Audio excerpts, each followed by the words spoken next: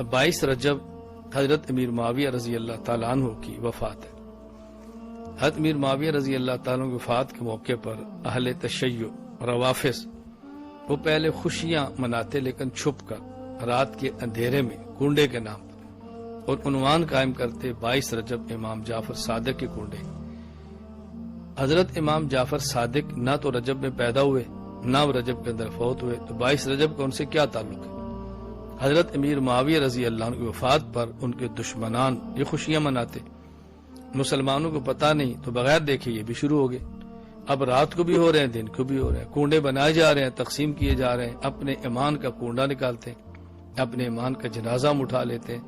حضرت امیر معاویہ رضی اللہ تعالیٰ عنہ رسول اکرم صلی اللہ علیہ وسلم کے صحابی ہیں، اور یہ بہت بڑا ان کا اعزاز ہے۔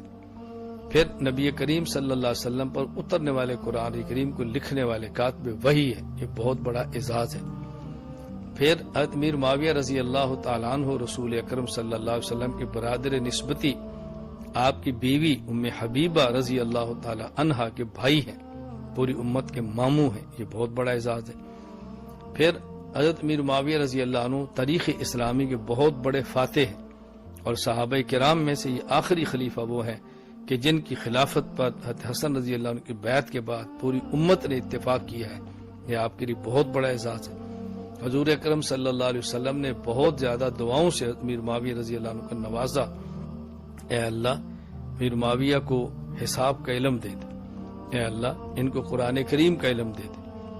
دعا دی ان کو، اے اللہ ان کو قرآن کا علم دے، ان کو حساب کا علم دے، اے اللہ قیامت کے عذاب سے اس کی حفاظت فرما۔ کتنی دعائیں آپ نے مانگی۔ اتنا بڑا انسان، اس کے بارے میں بغض کے اظہار کرنا یہ مومن نہیں کر سکتا۔